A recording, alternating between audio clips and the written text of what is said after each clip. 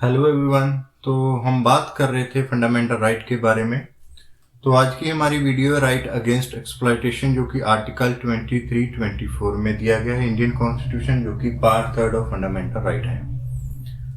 आज की इस वीडियो में हम बात करेंगे आर्टिकल 23 की। तो आर्टिकल 23 को स्टार्ट करने से पहले सभी से ये रिक्वेस्ट है कि अगर आपने ये यूट्यूब चैनल सब्सक्राइब नहीं किया तो प्लीज़ आप इस चैनल को सब्सक्राइब कर लें।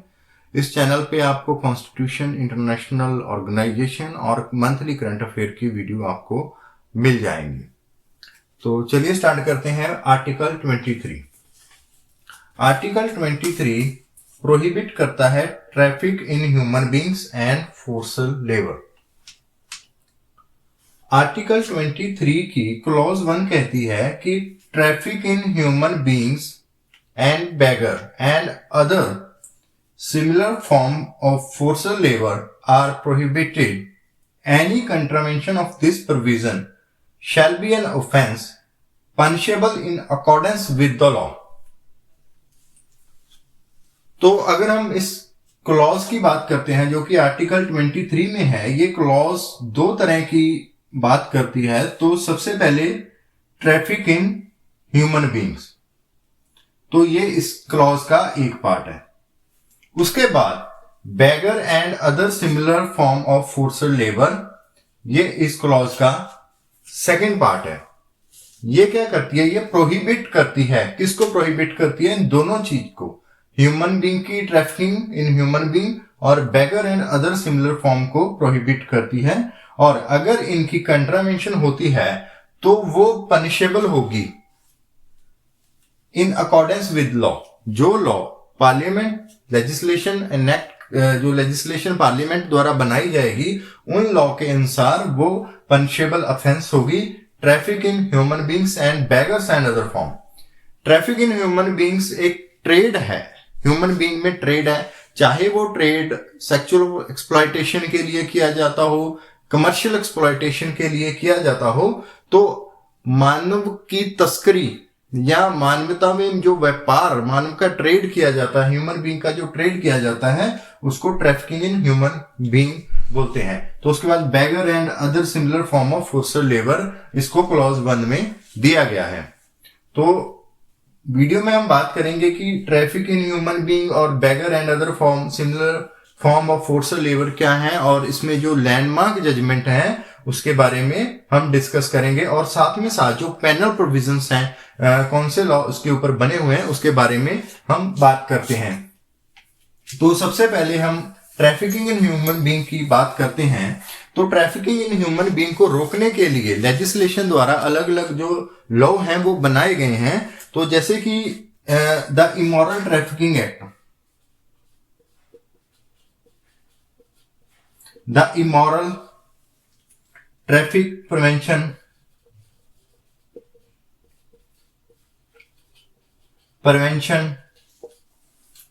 Act 1956।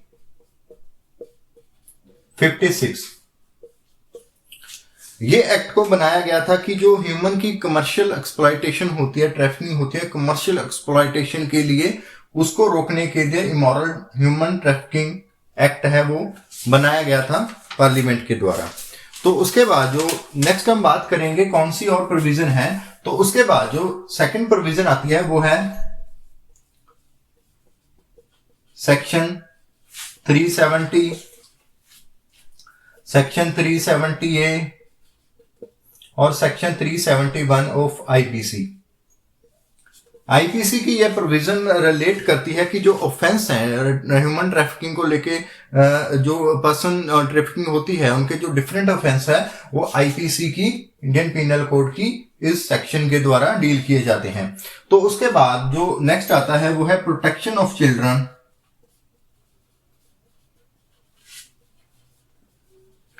Protection of children from sexual offence,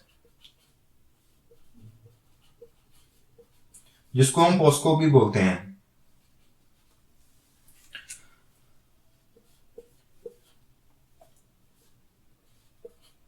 act 2012, ये एक्ट बच्चों की प्रोटेक्शन के लिए बनाया गया था, जो सो दैट कि बच्चों की जो सेक्सुअल अब्यूज है, सेक्सुअल एक्सप्लॉयटेशन है, उसको रोका जाए। तो ये एक्ट इसमें डील करता है। तो अब नेक्स्ट जो स्टेट लेजिस्लेशन है, अलग अलग स्टेट ने अलग अलग लॉ बनाए हैं। जैसे कि पंजाब ने, जो स्टेट लेजिस्लेशन पंजाब है, उसने लॉ बनाया कि the Punjab prevention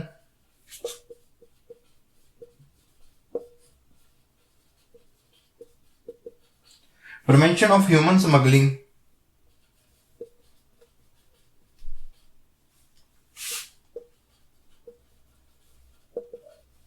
prevention of human smuggling act 2012।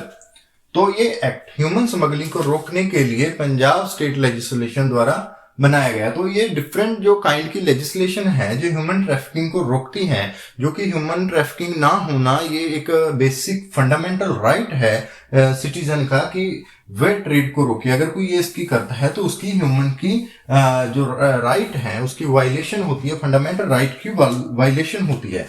तो इसके लिए एक अलग गवर्नमेंट ने जो सेल बनाया है ह्यूमन ट्रैफिकिंग को रोकने के लिए, इंडियन गवर्नमेंट ने, वो है एंटी ट्रैफिकिंग सेल।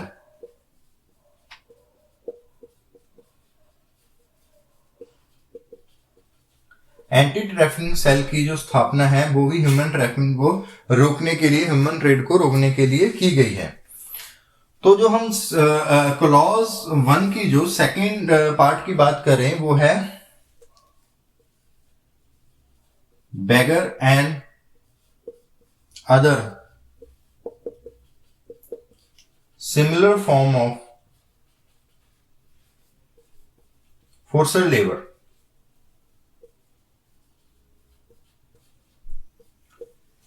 beggar और other similar form of forced labour है कि वो प्रोहिबिटेड है इंडियन आर्टिकल 23 में, उसकी वायलेशन होती है अगर इसमें कोई करता है। तो जो आर्टिकल 23 का जो मुख्य उद्देश्य है वो हर तरह की फोर्स्ड लेबर को, चाहे वो बैगर हो या किसी भी तरह की फोर्स्ड लेबर हो जो विलिंगनेस के अगेंस्ट है लेबर, उसको अरिक्ट करना, उसको खत्म करना, ये आर्टिकल 23 का बेसिक जो पर्पस है। इसके लिए हम जो लैंडमार्क जजमेंट है, उस जो सुप्रीम कोर्ट की लैंडमार्क जजमेंट है बैगर आर्टिकल 23 के ऊपर, वो है people's union democratic versus union of India AIR 1982 supreme court page 1472। People's union versus democratic union of India AIR 1982 में सुप्रीम कोर्ट ने आर्टिकल 23 का स्कोप डिस्कस किया। आर्टिकल 23 का स्कोप डिस्कस किया। बैगर में या अदर सिमिलर फॉर्म की जो डेफिनेशन है उसमें क्या क्या आता है वो इस केस में सुप्रीम कोर्ट ने डिस्कस किया। पीपल यूनियन डेमोक्रेटिक एक ऑर्गेनाइजेशन है जिसका काम है कि अलग अलग जो वर्कर हैं, जो वेरियस लेबर क्लॉसेस हैं, उसकी फैक्ट्री में या कहीं पे उसकी वायलेशन राइट की हो रही है नहीं हो रही, इसको लेके ये ऑर्गेनाइजेशन है, ये काम करती है। तो इस ऑर्गेनाइजेशन ने, इससे पहले आप नोट करें कि इस केस को एशियाड केस के नाम से जाना जाता है। एशियाड केस के नाम से जाना जाता है। एशियाड केस क्यों कहते हैं? क्योंकि जो एशियन गेम के जो वेरियस प्रोजेक्ट थे, एशियन गेम को एशियाड को एशियन गेम के तौर पे भी जाना जाता है। तो एशियन गेम होनी थी, तो इस गेम के जो वेरियस प्रोजेक्ट चल रहे थे, अलग अलग प्रोजेक्ट थे, उसमें इस यूनियन ने अपने 3 सोशल साइंटिस्ट थे उनको लगाया, उनको ये इंक्वायरी, इनको इन्वेस्टिगेट करने के लिए भेजा कि जो वहां पे लेबर काम कर रही है, जो वर्कर काम कर रहे हैं, उनकी वर्किंग कंडीशन क्या है। तो इस यूनियन ने ये पाया, उनकी जो साइंटिस्ट की रिपोर्ट थी उसमें ये उनकी फाइंडिंग आई कि जो अलग अलग प्रोजेक्ट में लोग काम कर रहे हैं उनकी कंडीशन बहुत खराब है और अलग अलग जो वेरियस लेबर लॉ हैं उनकी वायलेशन बहुत बड़े लेवल पे हो रही है। तो इसके बाद, इस रिपोर्ट के बाद, इस यूनियन ने जस्टिस भागवती को एक लेटर लिखा, एड्रेस किया कि वो इसको एक सुमोटो नोटिस लें। तो उसके बाद जस्टिस भागवती ने सुमोटो लेते हुए सुप्रीम कोर्ट ने यूनियन गवर्नमेंट ऑफ इंडिया को, दिल्ली एडमिनिस्ट्रेशन को और दिल्ली डेवलपमेंट अथॉरिटी को नोटिस इशू किया people's union versus democratic case में। तो सुप्रीम कोर्ट ने यह हेल्ड किया कि जो आर्टिकल 23 है वो क्लियरली इस बात को डिजाइन करता है, वो क्लियरली इस बात के लिए ही डिजाइन किया गया है कि जो प्रोटेक्शन है लेबर क्लास की, कि वो उसको फोर्स लेबर ना किया जाए, तो ये प्रोटेक्शन है, ये state as well as individual. तो आर्टिकल 23 में जो प्रोटेक्शन दी गई है वो स्टेट और इंडिविजुअल दोनों के ही लिए है। कोई इंडिविजुअल इसकी वायलेशन नहीं कर सकता, स्टेट इसकी वायलेशन नहीं कर सकती। तो आर्टिकल 23 में डिस्कस करते हुए कोर्ट ने जो बैगर है उसके लिए बैगर वर्ड में यूज किया कि जो बैगर वर्ड है वो कॉमन इंग्लिश का वर्ड नहीं है, ये एक इंडियन ओरिजिन वर्ड है। बैगर एक सिमिलर फोर्सल लेबर की तरह आता है कि आपने उसको विदाउट रेम्यूनरेशन उसको कोई काम दिया है या आप उससे काम ले रहे हैं, तो वो बैगर की डेफिनेशन में आता है।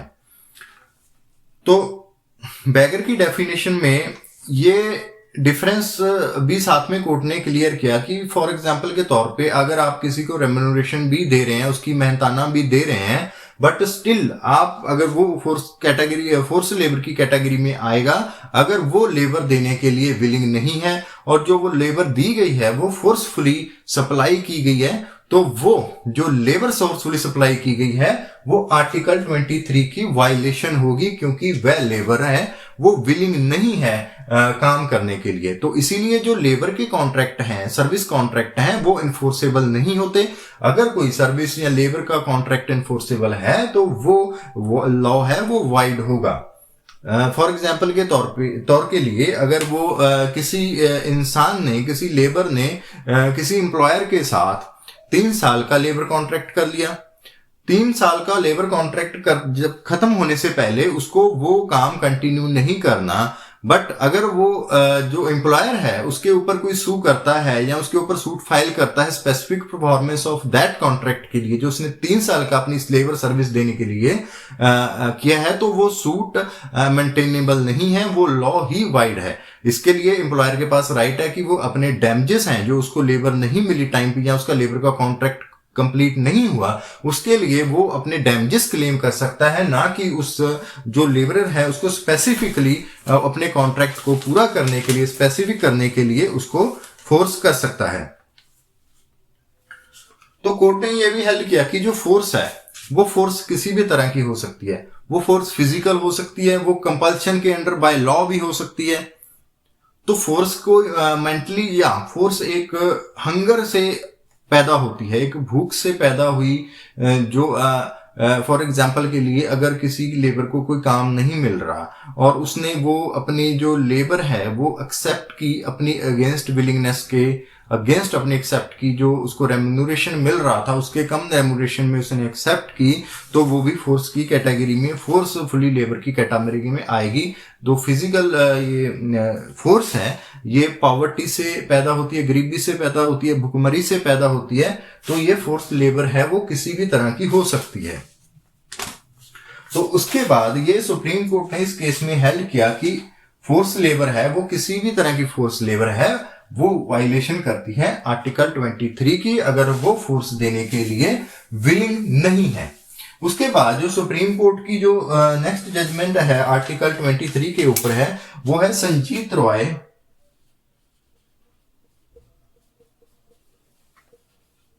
Versus state of Rajasthan.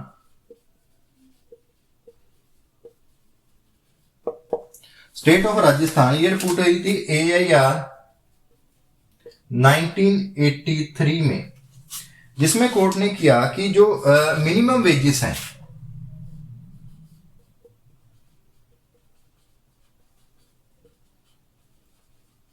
उससे लेस नहीं हो सकता। मिनिमम वेजेस से कम आप रोजगार पे किसी लेबर को हायर नहीं कर सकते। कि कोर्ट ने हेल्ड किया कि payment of anything less than minimum wages to all the worker is said to be forced labour and violation of article 23। अगर मिनिमम वेजेस से कम किसी को लेबर करवाई जा रही है तो वो है वायलेशन है किसकी, आर्टिकल 23 की। क्यों? क्योंकि वो फोर्सल लेबर की कैटेगरी में आती है। मिनिमम वेजेस से किसी से काम करवाना, ये कोर्ट की मिनिमम वेजेस से कम में काम करवाना, ये आर्टिकल 23 की वायलेशन है। उसके बाद कॉन्स्टिट्यूशनल कोर्ट ने इस केस में जो एग्जेम्पशन एक्ट की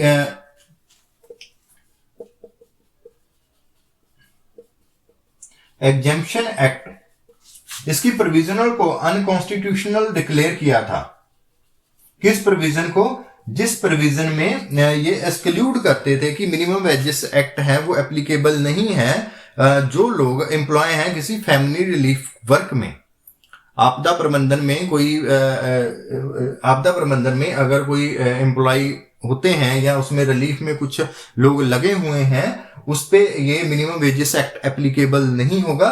तो उस एक्ट की जो प्रोविजन थी, एग्जाम्पशन थी एक्ट की, उसको अनकॉन्स्टिट्यूशनल डिक्लेयर किया Sanjeet Roy versus state of Rajasthan के केस में। और मिनिमम वेजेस को डिक्लेयर किया कि मिनिमम वेजेस से कम में लेबर करवाना वो फोर्स लेबर की कैटेगरी में आती है। तो ये हमारी थी क्लॉज 1 का पार्ट 2 है, जो कि था बैगर एंड फोर्स लेबर। अब आर्टिकल 23 की क्लॉज 2 कहती है, आर्टिकल 23 की क्लॉज 2 कहती है कि nothing in this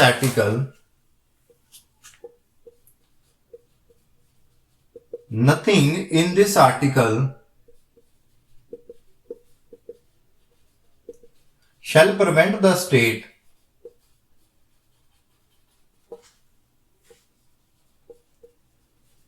from imposing compulsory service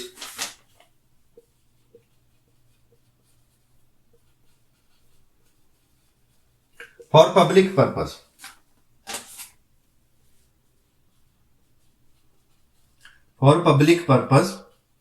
and while imposing such service state shall not discriminate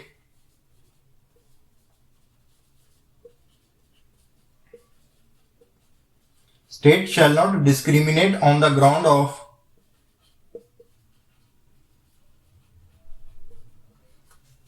race, caste or religion or any of them.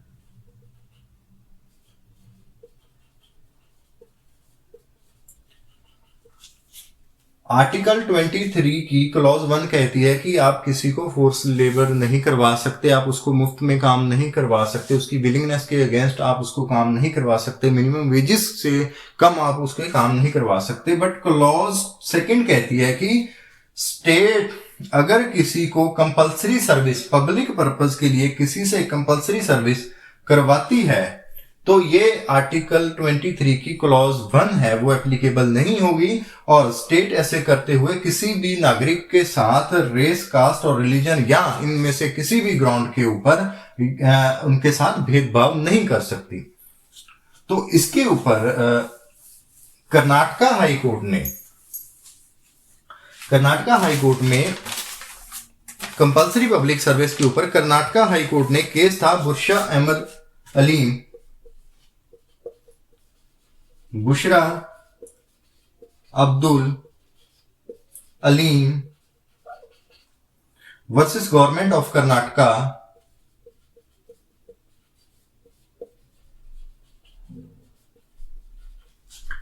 ये report हुआ, ये डिसाइड हुआ था रिट पिटीशन नंबर 40566 2015 में। ये डेट ऑफ डिसीजन है 30 अगस्त 2019। इस case में जो मेडिकल स्टूडेंट थे उसके लिए जो गवर्नमेंट के जो रूल थे, गवर्नमेंट की जो क्लास थी, आर्टिकल क्लॉज 2 थी, गवर्नमेंट ने जो एक्ट था, इसमें एक्ट था Karnataka compulsory training service by candidate completed medical course act 2012। इस केस को 2017 में अमेंड किया गया, जिसमें 1 ईयर कंपल्सरी सर्विस है वो डिफरेंट जो हेल्थ गवर्नमेंट के इंस्टीट्यूट हैं, उसमें जो कैंडिडेट हैं जिन्होंने मेडिकल पास किया है गवर्नमेंट इंस्टीट्यूट से, उनको 1 साल के लिए डिफरेंट जो गवर्नमेंट के इंस्टीट्यूट है, हेल्थ स्टेशन, हेल्थ जो उसके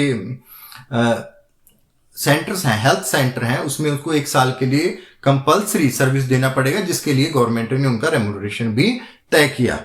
तो इस केस को इस केस में जो एक्ट 2070 है उसकी अमेंडमेंट को चैलेंज किया गया।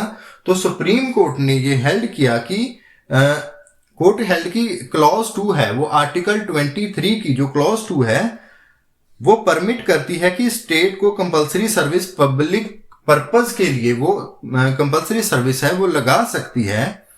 तो ये एक्सप्रेशन इतना वाइड है कि इसमें मिलिट्री जैसे या मिलिट्री में या पुलिस में किसी भी तरह की पब्लिक सर्विस के लिए जो गवर्नमेंट है वो लगा सकती है, चाहे वो मिलिट्री में है, पुलिस में है या डॉक्टरी में या किसी और पेशे में है। अगर गवर्नमेंट को लगता है कि इसमें कंपल्सरी सर्विस होनी चाहिए तो वो लगा सकती है, इसमें कुछ भी वायलेशन नहीं है। इवन के लिए वो शॉर्ट पीरियड के लिए 1 साल के लिए जो सर्विस लगाई गई थी वो वैलिड थी और ये सर्विस थी वो रेम्यूनरेशन के साथ थी, तो इसलिए ये आर्टिकल 23 की वायलेशन नहीं करता। तो ये स्टेट ऑफ कर्नाटका के Bushra Abdul Aleem versus government of Karnataka के केस में ये हेल्ड किया कि कंपल्सरी सर्विस है गवर्नमेंट वो लगा सकती है।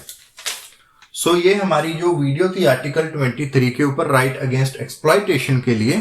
So thank you for watching this video. Thank you everyone.